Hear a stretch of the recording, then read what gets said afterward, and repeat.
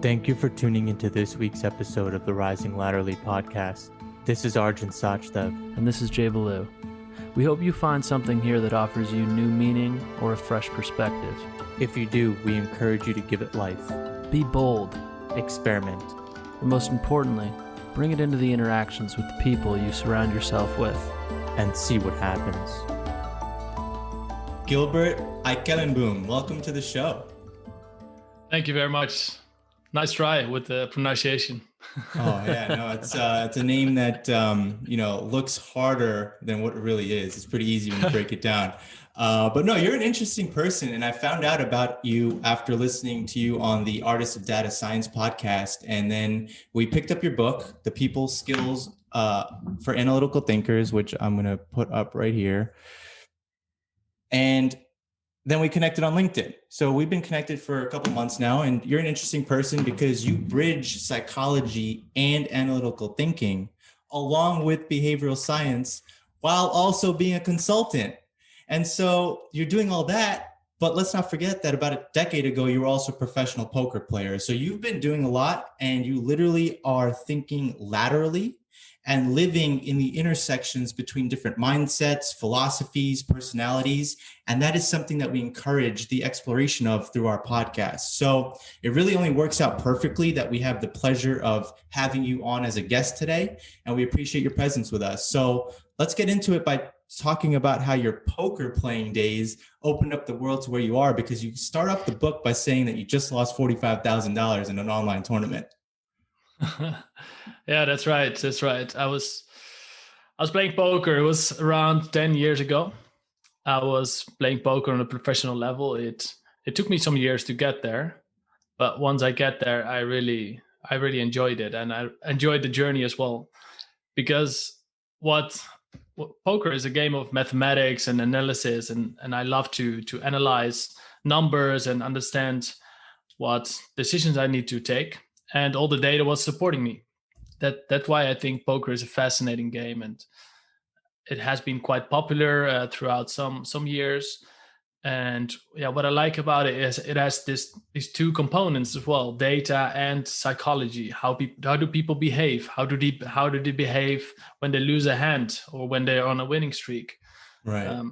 So I found a very interesting game, and I still kind of use the mindset, I think. What were some of your tells? I mean, I know that you might have had tells on other people, but what did you feel like you might have been giving away, or how cognizant of were you of your own processes in terms of sitting in front of the two cards and being at the table and making sure you're not giving anything away?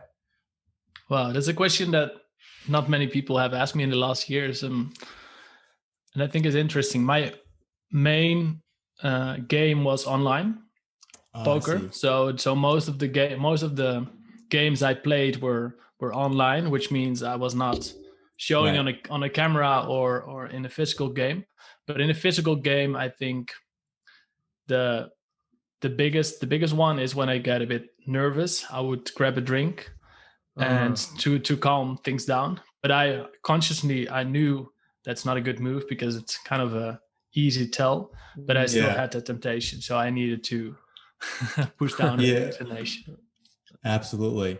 So you're playing poker and you're realizing that, look, I can optimize decisions. I can optimize how I'm, understanding behaviors of the players. And then you decide to actually broaden your life and you go into behavioral economics. Why did you end up doing that? Yeah, it was really a cross point in my life where a few of my friends who were also playing poker, they moved to Malta. So Malta is a small place in Europe, and most important in this context, it's tax-free. So all the winnings of poker are taxed. Online, you need to do your registration every month, but in Malta it was tax-free. So I really consider it was so tempting with a few of my friends going there and having a nice apartment and playing poker, the game I enjoyed. But I also thought about, okay, what is my life going to be looking like if I go for this path? Because if I choose for poker, it's going to be such a narrow world. It's a lot of people in poker, they mainly talk about poker. And I I thought, okay, there's so much more to learn in the world, so much more to discover, not just in terms of travel, but also intellectually, and learning new skills, people skills that I later got fascinated by. So I decided to quit completely and start a development in a different area. And looking back, I'm very happy I did that. And maybe I left a few bucks on the table, but I don't know where the story would have ended otherwise. Exactly. I'm So curious, now- are any of your friends still playing poker? Any of those friends that went to Malta? Yeah, I think they are. I'm not so much into in contact with them anymore, but there were a few Belgium guys who were doing very well in the years after I quit. So that also made me think, what if, what if I would have stayed? Where would my journey would have taken me? But I think you chose well, though. Yeah, you've definitely carved a very interesting path for yourself. Especially data analytics. I mean, these are terminology and keywords that we're going to be using for a long number of years moving forward. So what are your thoughts actually on the market right now in terms of those two spaces? And what do you anticipate in the next few years of the collaboration between analytics, data science, and how it's going to penetrate the rest of our lifestyles? Yeah, I think looking at data in the last years, or the last decade, actually, people started to realize, okay, data is really, it's going to be very important. And all the tech firms, they have a huge advantage because of that, because they're founded in the digital age, and that's why they started their architecture and their organizational structure based on data. And I think that will just continue, and the old companies will still struggle to make that digital transformation, but they have no other option. And what I think is most fascinating, that's my personal and biased view, is the collaboration between data people, so the more analytical people, and the people in the business. Because the data people are usually a bit more technical, and they're great at analyzing data, but they cannot do it by themselves. They also need to talk to the business people, the domain experts who know everything about a certain product or the marketing or sales or customer service. And only if they work together, then it's gonna be beneficial. Then they can leverage the benefit from the data. And that's right now where I see quite a lot of challenges. Yeah, you mentioned that McKinsey is projecting demand for social and emotional skills to increase by 24% by 2030, which I think ties right into that theme. Right, exactly. Because, of course, data is still important, and technology is going to take us, I don't know where, and it's going to be more and more important in the coming years. But if we don't combine that with strong communication skills, collaboration skills, then it's not going to fly. And we see that even within data science, there are so many different roles right now, because initially data scientist was just one role, but now we start seeing a split between those roles and having even more specialized knowledge. So to be able to communicate and collaborate with all those different specialists, you also need to have more emotional and social skills rather than only the analytical skills. Right. Interesting. And interesting enough, I mean, growing up, we don't really talk about EQ a lot, but it's so fundamental as, a part of success in terms of being an adult. And so like you need to have people skills and that duality mindset that you're talking about. And it works the other way, right? If you're in sales or if you're an investor, I believe you should know how to code or know how to, talk to the analytics team or the marketing team. It's not just like living in your own silo. You should be able to do multiple things. That's definitely a skill that's probably necessary as a human moving forward. Exactly. Yeah, I totally agree. And it's going both sides. And what I see a bit too much is that the two sides are blaming each other. So the technical data analysts, they say, well, the marketeers are just stupid, and maybe they're less intelligent in terms of IQ, but they do have certain knowledge that the data scientists don't have. And the other way around as well. Sometimes the people in the business are a bit lazy they don't want to dive into the technical details, and they say, well, this is the part of the data scientist or data analyst. This is not I'm not technical, period. But in the end, everyone needs to learn some technical skills as well. And in my own career, I also experienced that just the technical or analytical side is not enough, because I remember one presentation I did for a management team in 2014, and I did all the analysis, I did all the thorough investigation. I made sure to have all the right recommendations there. But when I was doing the presentation, I was really confident before, because I was sure I would convince them and they would adopt my recommendations. Yeah. But then after the meeting, nothing happened. None of my recommendations were implemented. Every idea put on the table was bounced off, and especially one person. And this person, he bounced off all my ideas, and he totally caught me off guard. I had no idea what to do. But after that session, and after some introspection and conversation with my mentor, I also understood what I was doing, because I was only focused on the analytical side, only on the dry facts. And I did not think about, okay, what matters to the audience? What matters to this Giovanni, who was more emotionally driven? Mm-hmm. So, and that was a big learning. And then I thought, okay, I really need to pay more attention to this, because people are driven by emotions. And if I don't realize that, if I put dry facts on the table, it's not going to work. So that failure led to a big insight for me, and also the first thought about, hey, maybe there's more people that struggle with these things who I can help with my story or with the things I've learned. Absolutely. And personally, I could just flash back to, a decade ago. I remember just being in sales, and at that point, sales and marketing would bump heads sometimes because they wouldn't be on the same page. So it can apply obviously it's applying the data analytics world, but it can apply outside in the, business world and everything like that. So that's a very good point, because I've seen it there as well in marketing and sales. And what do you think is the biggest gap in marketing and sales? I would be curious to know. I was just going to say, I think it's because at one point the disconnect was that the people on the sales team were having conversations around that started with like why we should have the conversation first, and marketing at that point, the disconnect was just plugging the product.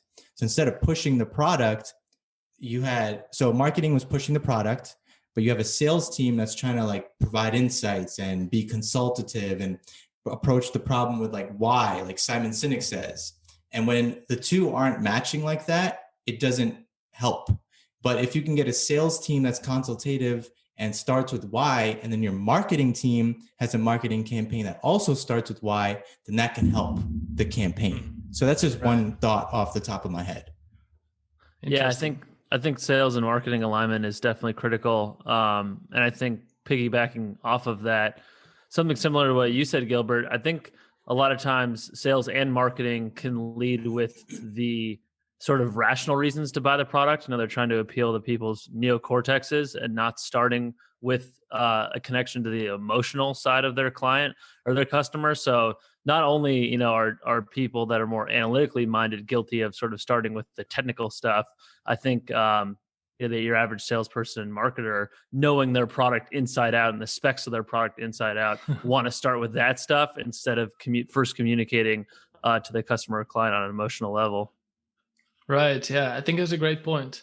And I think one of the reasons is because we are so aware and knowledgeable about the small part of our product or a specialized knowledge that it's so hard to empathize with other people who don't know the product so well. And that there's this concept, I'm not sure if you know, it's the curse of knowledge that they do, also included in my book at the end. So what it's about is they did a Stanford experiment on the university, and there's one person who is doing the tapping. So there's one person who taps a song on the table, and it's a very simple song like Happy Birthday, but it's just a tapping, no singing. and then the other person needs to guess which song it is. And then they check how often, how frequent the tappers or the listeners actually guess the song. But then the tappers think that the listeners guess the songs by 50%, I believe.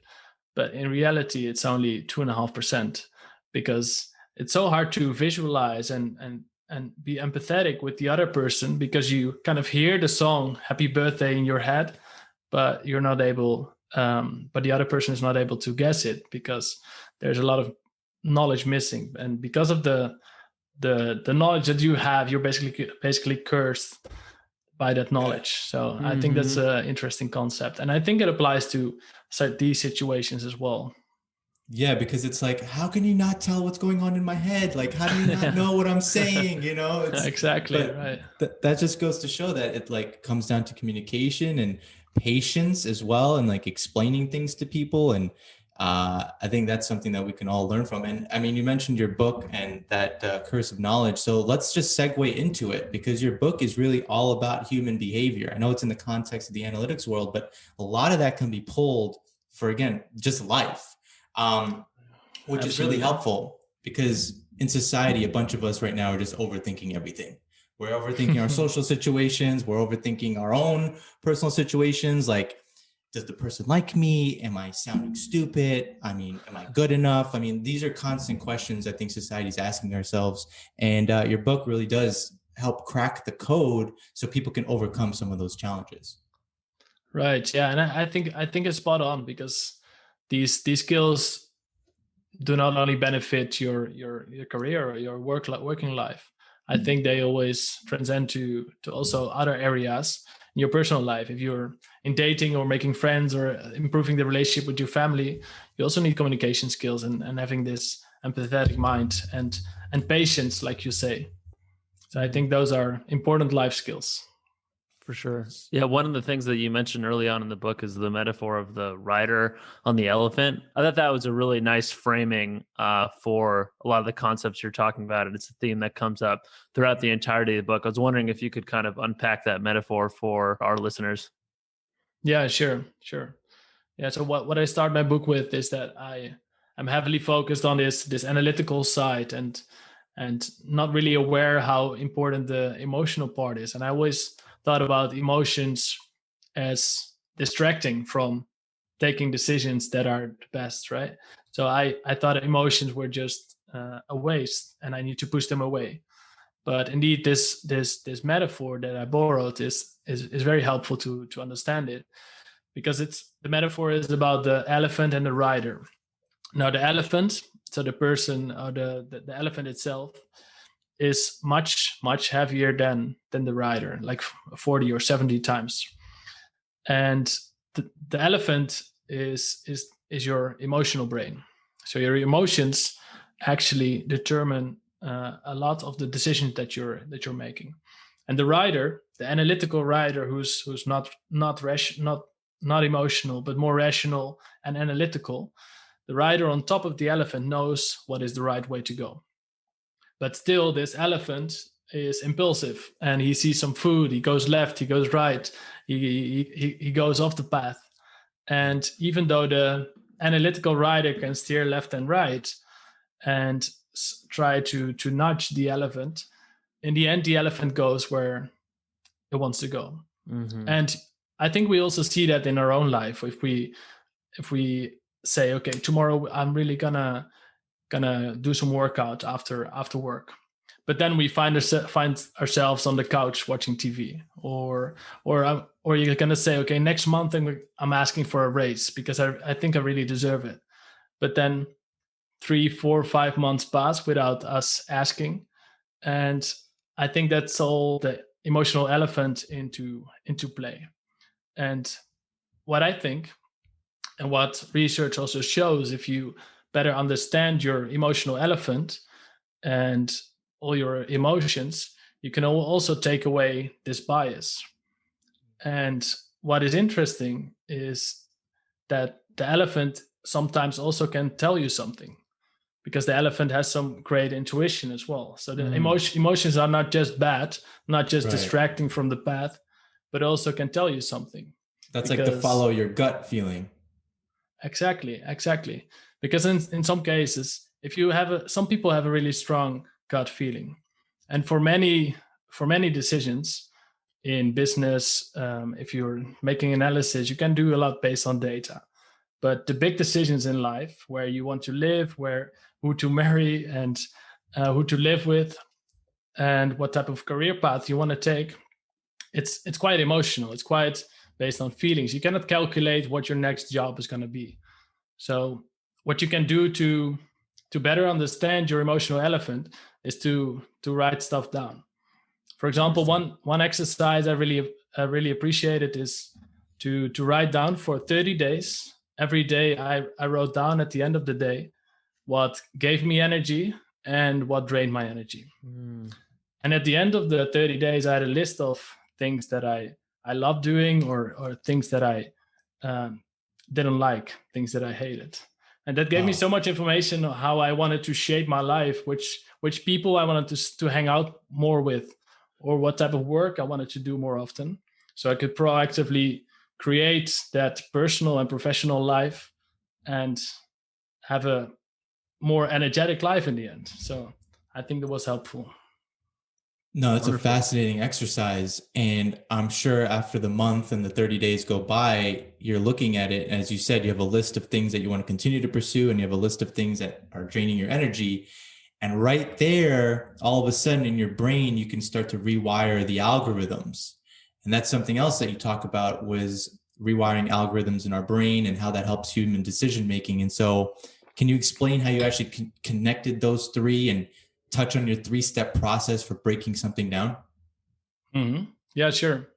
Yeah, so the algorithms is a metaphor I use in the book, where I say you based on all the inputs that you have, you sit somewhere in a meeting or with your family, and based on all the inputs that you have and the algorithms that you learned, you're going to produce an output, because your brain is basically a group of algorithms that tell you what to do. That's how you learned it.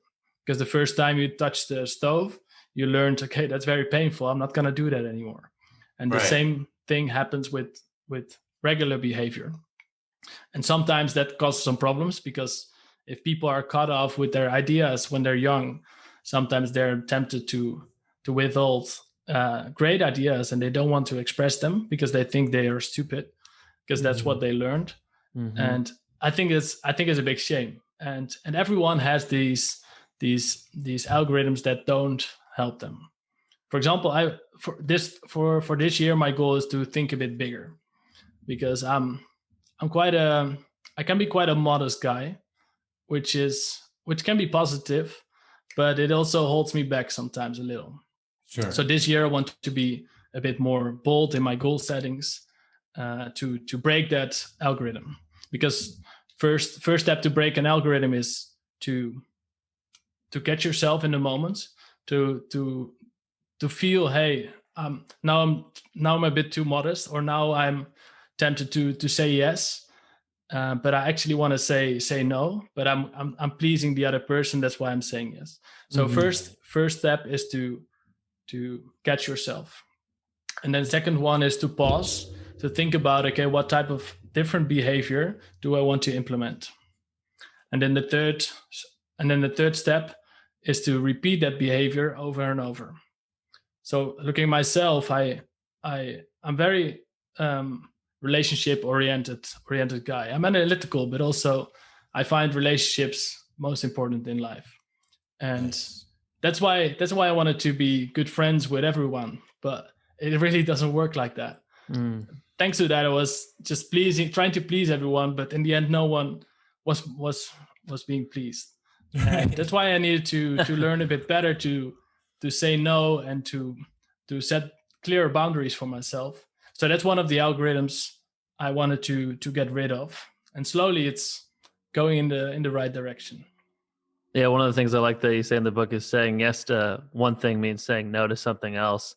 That really landed with me. I don't think we always realize when we take something onto our plate that it means something else is getting forced off or some other opportunity in the future is getting closed off to us. So I think that's a really important kind of cost benefit analysis to make when you're thinking about taking on new projects or doing people favors. As much as you want to help people, it's important to be thoughtful about your time.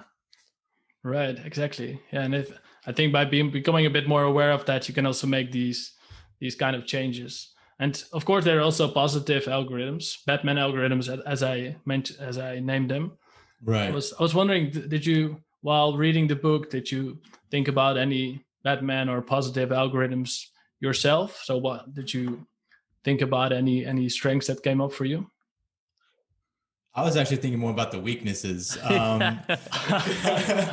because some of my Joker algorithms were more like I needed to get those right first. And in terms of like my Batman algorithms, I just feel like I can help motivate people and fire people up, and that's like easy for me to do. But for me personally, when I was reading your book, I was at a point in life where I was trying to make some changes, especially around emotional regulation, because what I've found is that in the past, what would happen is that I would get really, really fired up about something. And as a result of getting fired up, I would actually get the outcome that I wanted. But in doing that, you kind of maybe didn't have the best relationships with people. Maybe you said things the wrong way. So even though you got your outcome, you kind of were like, it was like a Tasmanian devil on the way to that outcome. So when I was reading your book, I was just in a different mindset. So, I mean, that's where I was with the Joker and Batman algorithms. Mm-hmm. Got it. Thanks for sharing. Yeah, I think the thing that really stuck with me, kind of more on the topic of the Joker algorithms, was thinking of there being two types of Joker algorithms, like, two types of bad algorithms. One is there's some good input, some behavior that you start building an affinity for in childhood, and you get a good outcome from that. And then as you grow up, that behavior does not lead to a good outcome. It leads to a bad outcome. Like, for instance, if you're like a class clown, as a kid, you draw the attention to yourself, you get a bunch of laughs from, your classmates. It feels good. You get the attention. But if you're that, if you're that lustful for the spotlight later in life, people might think you're a narcissist.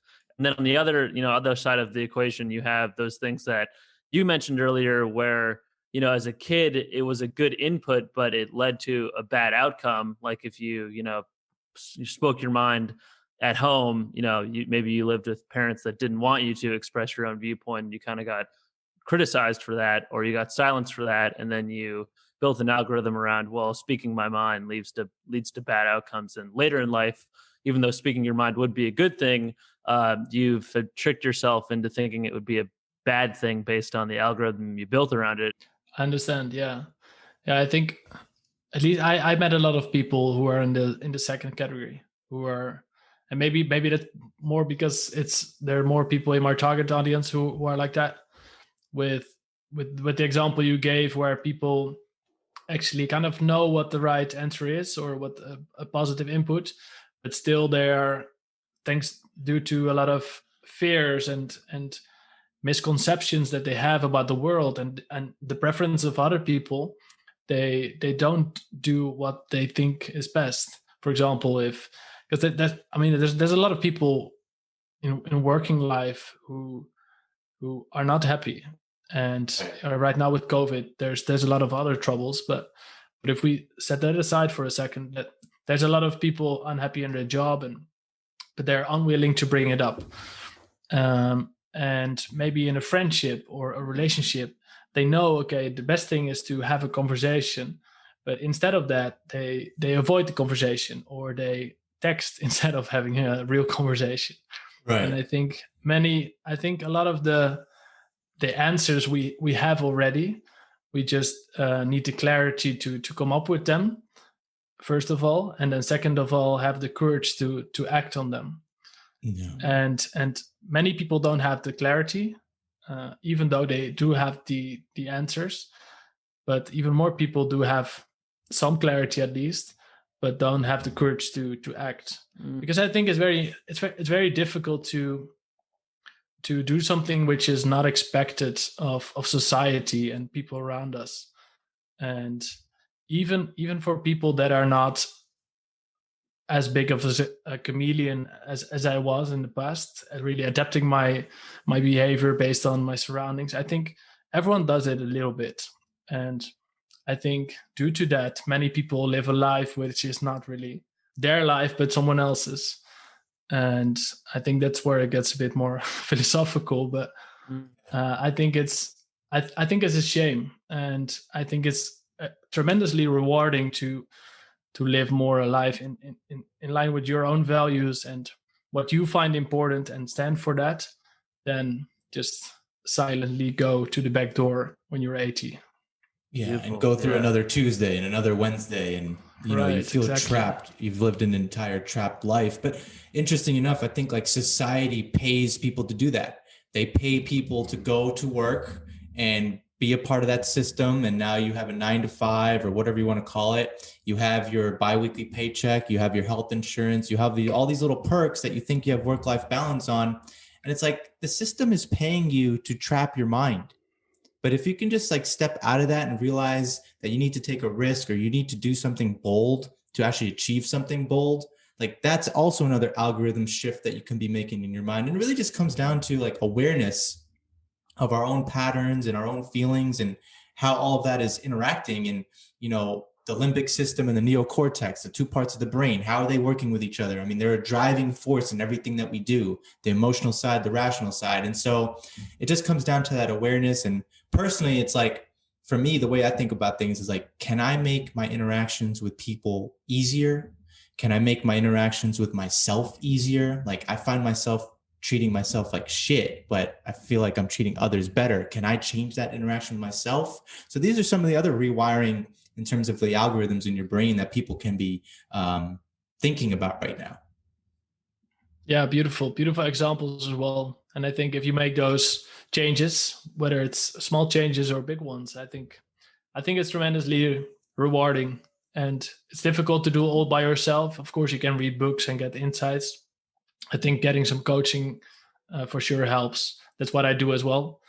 And even though I kind of know most of the answers, having someone that asks the right questions and have me come up with my own answers helps me a lot. I'm curious, are there sort of consistent themes throughout the types of algorithms that your clients come to you with? Are you starting to notice patterns? Mm-hmm. Yeah.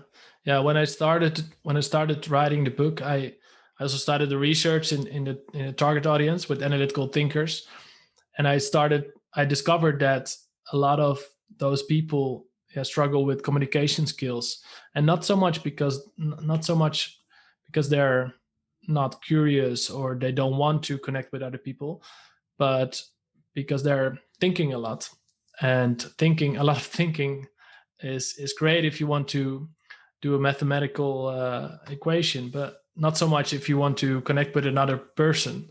You kind of need to turn off your head and just be in your body. And that's something I struggled with in the past, and I see other people do as well. And especially those people, there's a lot of experts and a lot of people that struggle with the curse of knowledge. They have a lot of knowledge about a certain subject, and that's why they have difficulty expressing it in a way that is understandable or convincing for the other person. And two other practical examples that those people tend to struggle with is, one, they go into depth, into a lot of details that other people don't want to. And two, on a more positive side, then they tend to jump in right away, and by not completely understanding the business situation or the context, they just want to solve problems. There's a lot of engineers in my target audience and data people, and they want to solve problems and jump on it, and their curiosity is so strong that they just want to go. But sometimes as a result, they're not solving the right problems. So those are two of the Joker algorithms. And then that's a wasted effort, even though you had a great intention. Exactly. I love the fact that EQ can be taught. And that's what's so good about your book, is because there's exercises, there's practical examples. You just shared some from your coaching, and it just goes to show that it really comes down to framing, and then it can be taught. Mm-hmm. Right. And so how would someone like that may be jumping right into problem solving instead of getting a full lay of the land first, how would they sort of correct that algorithm based on the strategies that you've built? Yeah. So my first recommendation would be to find the moments when the behavior occurs, and better understand what is the trigger. And it could be a question of someone else or an email, and find those triggers. What triggers your algorithm to jump right in and start problem solving? Because once you understand the triggers, you also know when it's going to happen, and it's easier to recognize them on the spot. Because recognizing on the spot is necessary, but extremely complicated, because these are the algorithms that we've built our whole life, and we work with them. And a lot of those algorithms are unconsciously, we just do it. And it's good, because otherwise we would be thinking all day, hey, what should I do now? And how do I fry an egg? You know, you don't think about it. You just take a frying pan and then go for it. So to your question, you first need to be very aware of those triggers, and then try to implement a new behavior. First of all, being aware of it, that trigger, and then a question being asked to you. Resist the temptation to jump right in, and you can feel your algorithm jumping, wanting to jump in, but Right. resisting that push, and then take a pause and think, okay, what should I actually do? What is the more productive or more fun or better behavior that I want to implement? Mm-hmm. And that is probably ask a few more questions and repeat what the person has said. And hey, do I understand correctly that ABC? And only once you have that complete picture, you're solving the right problem, instead of jumping in and being enthusiastic, and which is great, and curiosity is fantastic. But if you're not solving the right problem, you're not adding any value. So that's something very important to be aware of. And even more important when you are now in a virtual environment where you can't go into the work place anymore and sit right next to the person that you're trying to have a conversation with and trying to solve a problem with. So if you think about a virtual environment, like being patient, understanding the problem even more is paramount, so that you can actually solve the right problem, because you don't have that ability to just sit in front of someone and just talk about it. Right. Yeah, that's a great point, because this virtual setting only amplifies these challenges. Because exactly. We kind of consciously need to plan moments to check, hey, is this right where I'm going, and get some initial feedback. Because normally you would do that over lunch or maybe 5 minutes while someone is working, and say, hey, can you have a quick look? But right now we have to plan a full meeting or call someone, and it's a bigger threshold, and it makes it more difficult, but still very important, or even more important, I should say. Mm-hmm. So interesting. Yeah. Oh, go ahead. Yeah, no, I think it kind of ties into the idea of the rider and the elephant. You know, a lot of times you're talking rider to rider. You're thinking with your rider, you're assuming the listener is going to be receiving your message with their rider, and really they want your rider to talk to their elephant, or even better, you know, you go elephant to elephant, like the emotional side of your brain speaking to the emotional side of their brain. I think that's where the deepest connections are made. Yeah, absolutely. And I think a lot of people learn that a lot of thinking is good. And of course it is. But if it becomes a habit, you can also start overthinking and overanalyze your own situation, and come up with all these judgments about yourself, how bad you are, or how bad that presentation went, or how bad your situation is. Well, maybe it's better to set those thoughts aside, and indeed, if you're in an interaction with someone else, just thinking, if you're solving your problem, yes, fine, good to think head with head. But if you're trying to make a connection, or you're having a first date, it's better to get out of your head a little. Absolutely. Free up a little bit. And that's another thing. It's like the importance of feedback in a virtual world. If you're a manager to an employee or vice versa, or employee to employee, whether it doesn't matter, the feedback loop is something to consider as well. It just requires a little bit more digging, making sure like all the questions are answered. And it's just a different way of living relative to what we've been all used to. So there's a lot of changes and a lot of algorithm changes that are taking place. And it really comes down to framing. And that also helps with people who want to deal with rejection better, framing it. You talk about the fact that like back in the day, if you were a caveman, rejection meant death because you were kicked out of the tribe, you were abandoned from the group. At least now when you're rejected, you're not going to die. So can you help us understand a little bit about just framing rejection better? Mm-hmm. Yeah, sure. Because many people go through a tough time with a lot of job applications and a lot of rejections as well. And I think what's fundamentally important is that you don't see the rejection as a personal rejection. And it's difficult because often we see it that way. We get a rejection, and even though the email says something like due to a large number of applications, blah blah blah, right. But still we're tempted to think it's because of me. Maybe I said this wrong, or I don't have the right experience, and it's important not to take that rejection personally, but realize that there's a lot of applicants, and always if there's a rejection, it's you can frame it differently. It's not because of you, but it's just not the right time for your profile. And also, if you get rejected as a person, it has way more to do with the preferences of the other person, and your profile, whether it's dating or a job application, and their preferences, what they need at that moment, does not fit with what you can offer, then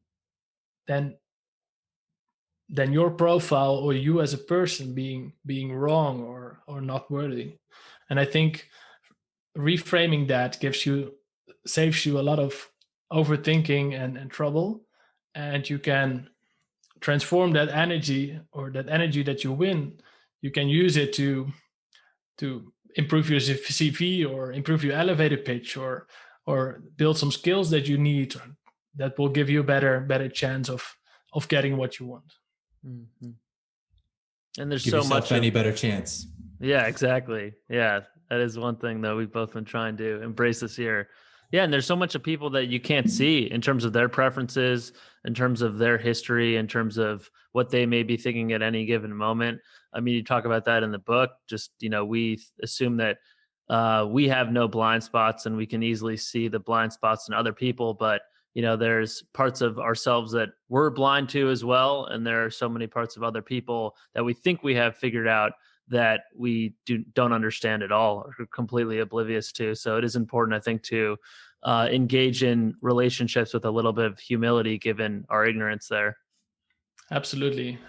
Because also often we're on the other side, right? But often we don't realize it, because if someone feels hurt thanks to a remark of us, sometimes we don't hear it as well. And there's a lot of, I did a post on LinkedIn last year or 2 years ago about the fact that if you go through the day and you find a lot of people annoying, then maybe it's time to think for yourself, right? Because often you're that annoying person too. And it doesn't have anything to do with you. Taking stuff personally makes it big and makes and bloats the whole problem. But if someone cuts you off on the highway, it's nothing personally. So maybe, and often we become angry, right? I don't know what you do, but you go shouting or a finger or whatever. But if you think about it, it has nothing to do with you. And maybe the person is on the way to the hospital or is texting or whatever, doesn't pay attention. But clearly it's not to hurt you and to make your day bad. The only thing that makes your day worse than it was is you thinking in your head how stupid that person is and becoming all negative. Yeah, we really don't see what's going on in another person's world. And I think you're going to love this, coming from the analytics side and the algorithm analogy that you've used. But Jay and I have actually talked about the fact that when we look at other human beings and we're walking by them on the street or, whatever the case may be, like everyone's face is just like a computer icon. And we're just constantly walking by these computer icons. No one's really taking the time to double click into that folder, double click into that icon, double click into that person to discover like what's going on in their world. Let's discover how much we actually share in common. And even if we're like not there to find out how much we share in common, it's just about taking an interest in another human being, acknowledging their presence. Everyone's walking around like we're always going to be like this. Everyone's walking around like their world is never going to change. And it's like, at any moment, anything can happen and life will not be the same anymore. So don't take for granted all the interactions that you're having with people and all the intersecting with people. Like, let's start double clicking into each other. Right. I love that concept. I've never heard that, but I think it's brilliant because often we don't do it. We just walk by and there's nothing. But and I think it's mainly due to our own insecurities.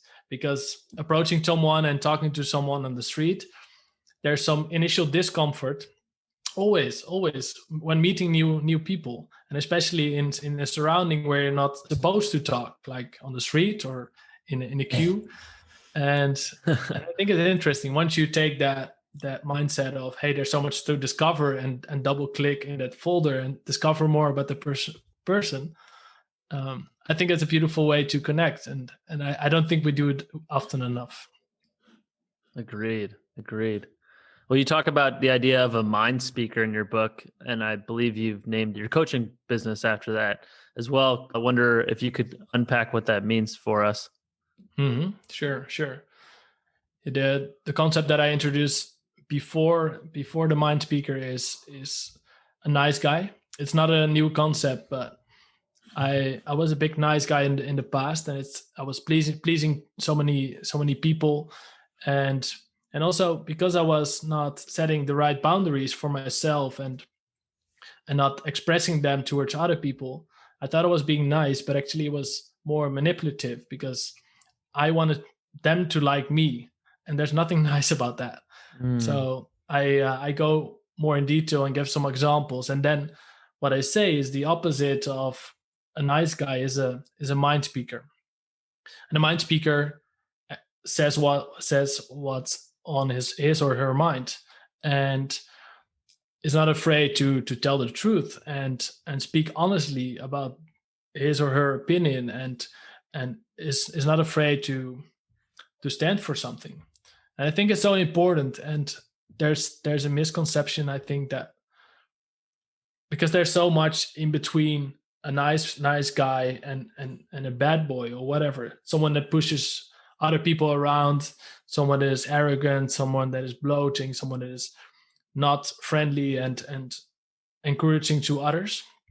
I think there's so much more in between, and I think it's important for everyone to understand really well, have that awareness what is important to yourself, and then also being able and not being afraid to express that, because once you do, you also get a lot of confidence. That's what I noticed, and that's what I noticed in other people as well.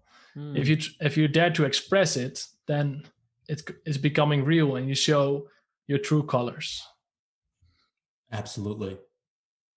But that's 100%. A challenge because, we've all been in an environment, and all of our algorithms, for most part, keep us constrained. And if you think about like the challenge is you've been told to be constrained, and now you may be working at a workplace that's now encouraging you to be your authentic self.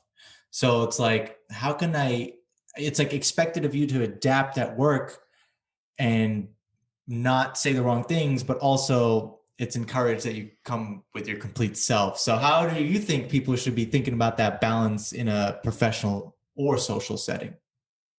Right.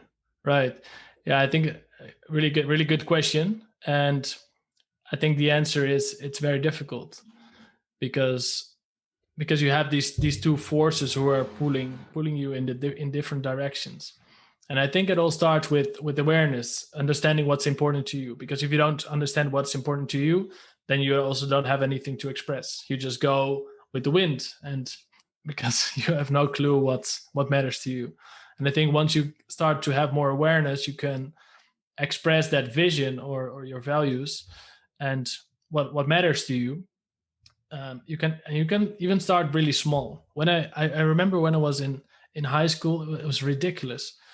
When I biked to high school, I listened to certain type of music, and just before I arrived at the school. I was 13 years old. I changed the music because I changed the music to something that was considered cool at school, just in case someone would ask or whatever, or wanted to listen. Yeah, ridiculous. So that one came to mind. Yeah, and maybe we can start with really small things like telling others what our hobbies are, or what our interests are, or what type of music. That's how I came to this example. And by starting very small, you can also go to topics which are a bit more, which are expected to cause more trouble or more social waves. And so you can slowly stretch your comfort zone and become more comfortable with that. Mm-hmm. And it feels good, right? It feels amazing. It feels amazing. And to add to that, I think at work we're so constrained, but also part of those constraints are an illusion, because often we haven't tried being really ourselves and standing up for what we find important. We only make up in our mind because we want to belong to the group, like tribemen many years ago. We think standing out is going to be extremely painful or deadly, and in fact maybe the reality is not that bad, but often we don't try. Exactly. And you touch on the concept of thinking about it as an intrapreneur, which is where you run yourself like a company and become aware of your own patterns, your own strengths, understanding what your superpowers are, understanding what like needs to be changed. And I think that's an interesting concept as well. Right. Yeah. I think it's useful to see yourself as a company within a company, because of course if you have a regular job, you get a list with a job description, and this is what you're supposed to do. But what I think is, if you really discover what you have to offer, what your unique talents and strengths are, maybe the best way to do your job is not what is written down. Maybe only the first 50%, and the rest you kick off, because who wrote that job description? It's someone in HR, or it's a manager, or of course that person knows kind of has a broad idea of what needs to happen at that job. But maybe if you start in a job, you have a much better idea of, first of all, what contributes to the company, and on top, how your unique set of skills and strengths contribute to your company. So to figure that out, those different areas, and to see how you can contribute, I think it's incredibly important, because only then your contribution is maximum. Not if you follow these set of rules that are actually no rules.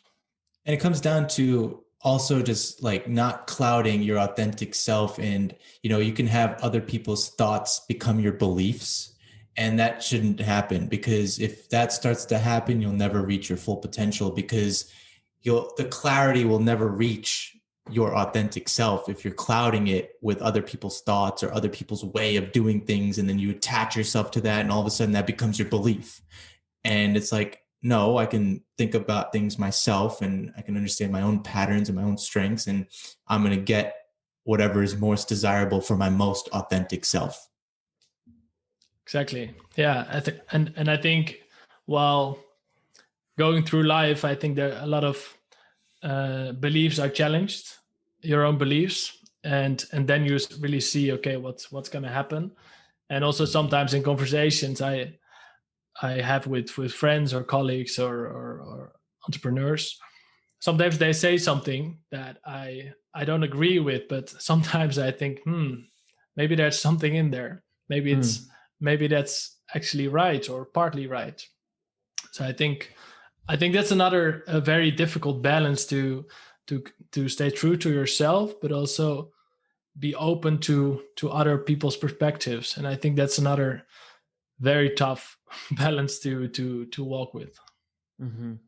I think some of that comes back down to being in touch with like the emotional side of yourself.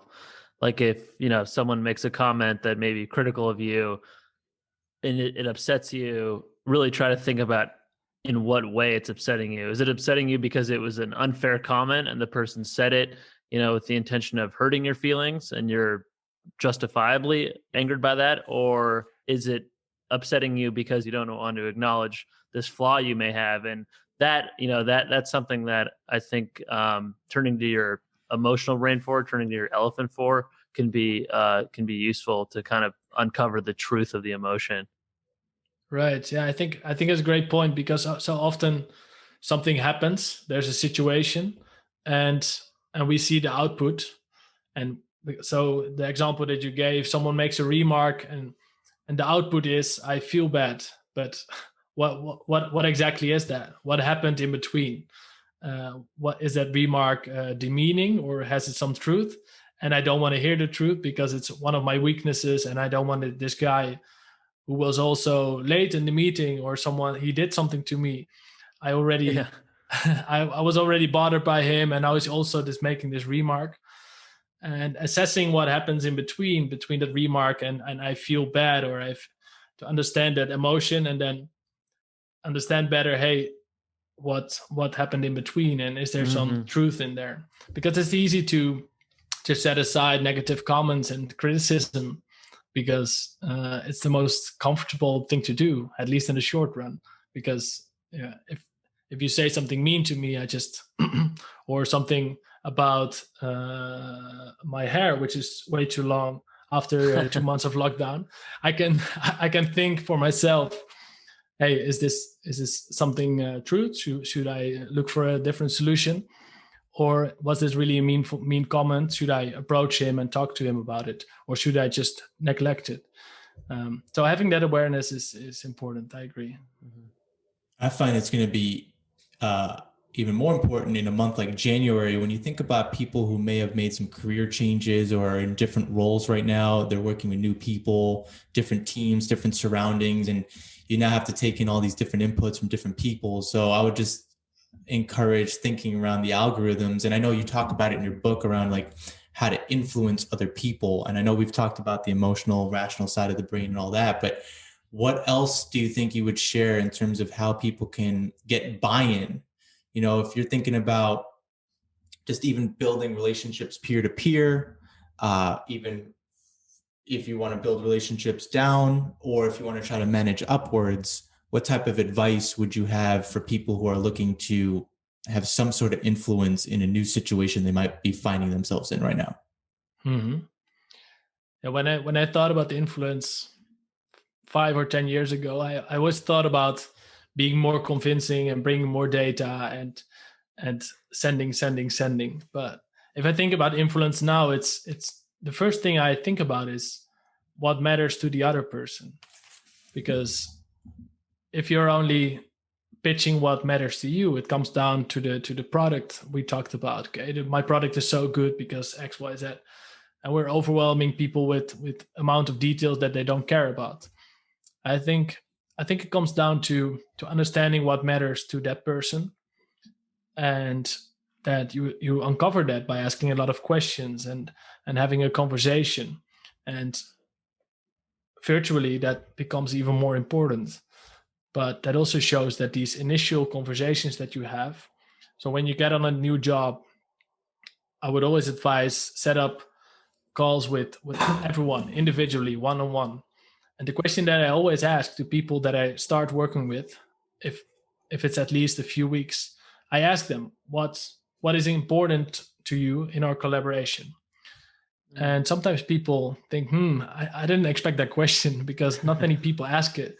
But it's tremendously useful, because some people say, hey, I want to have this much contact, or I want to have direct feedback, and please don't give me emails, give me a call directly. And by slowly adapting your communication style, and it doesn't cost much, right? It's just making these small adaptations, you can also already build relationships and not necessarily influence, but naturally your influence will grow. And if you really want to convince someone, then we go back to the example I gave in the beginning where I was doing a presentation.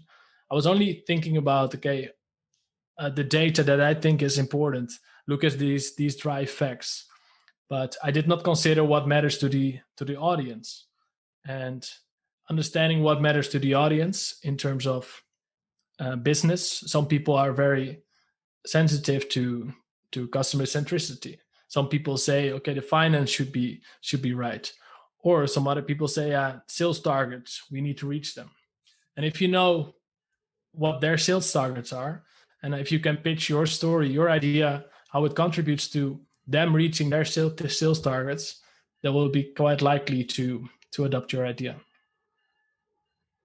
Yeah, hopefully it becomes more normal to ask people what their preferences are and how you can best work with them. You bring up the idea of every piece of machinery you acquire having a manual, but the people you come into contact with, no one gives you a manual for their own style. And hopefully we become more forward about sharing our preferences with other people. I think it would remove a lot of friction, especially early on in business and personal relationships. Right. Yeah, I totally agree with you. This has been an awesome conversation so far. I love the fact that you're in Amsterdam and we're out here in California, and it just goes to show that time really doesn't exist. It's all about the event that's taking place. And if anyone is listening to this and then they decide to close their eyes, it will sound like three voices in one consciousness. It's just a beautiful experience that we're having right now. There's so much insight. So I was thinking that as we close the show, we would do it with 8 questions that you actually posed to the world in one of your latest blog posts as you reflected on 2020, but you didn't actually provide your own answers. So we can do this in like a semi-rapid fire way if you're into that. Sure, let's go for it. I love the idea. Nice. So the first question was, what was the most important thing you did for others in 2020? Yeah, there's a few people that I coach, and it's not for money. So I don't mean the business relationships or the business coaching that I do and the analytical thinkers, but I also have a few people that I regularly call, and some of them went through a hard time, and so I gave them the support and the feedback and the help where I could, connected them to the right people, and I think that was that's one of the things I like. I love doing. I think it's the best because everyone is getting better. It's of course there's some altruism. I love to help others succeed, but there's also a selfish part. I love helping others as well. So everyone wins. Awesome. No, it's amazing. You can feel so much joy in yourself when you see joy in others. It's a fantastic feeling. What was the biggest risk you took? It was writing a book, and many people think about risk in terms of finances, and that's a logical way of thinking about it. I also started my own company, but I think risk in terms of intellectual or fear is also a risk. By writing a book, I put a lot of vulnerable thoughts and writing stuff down, and for everyone open to judge. And for sure, there will be people that don't like my book, but if it's for the right people, and I think in that way, it's a risk I took. Yeah. No, it's a good risk you took, and you have influenced us, so we appreciate your presence. What did you stop spending time on? People that I do not appreciate hanging out with. Say no more. We get it. Yeah. And I guess we'll wrap by asking, what was the biggest discovery you made about yourself? Yeah, someone asked me this question as well, and now some doubts come up, like, hey, should I say this? But I'm gonna say it because I'm able to do much more than I initially thought I could, and Nice. I think more people need to realize that they can achieve much more than they think. Absolutely. What is it, Jay? You can underestimate what you do. Yeah, you can underestimate what you can get done in a year and overestimate what you can do in a day. So people are scrambling to get everything done in, one working day and kind of missing the forest for the trees, because if they actually look at the amount of, accomplishments they get under their belt in a year's time, or even 5 years time, or 10 years time, you have all the time in the world to get to those dreams. Right. Nice. Great reminder. Exactly. No, this is a fantastic conversation. I think there's a lot for us to take away. And again, I can't thank you enough for sharing space with us today. Yeah, thanks a lot to you too. It's the first time I'm doing a podcast with two people, and I think it led to great conversation. So thanks for the great questions and also for your insights. I learned a bunch. Thank you. Thank you, Gilbert. Wonderful. Thanks.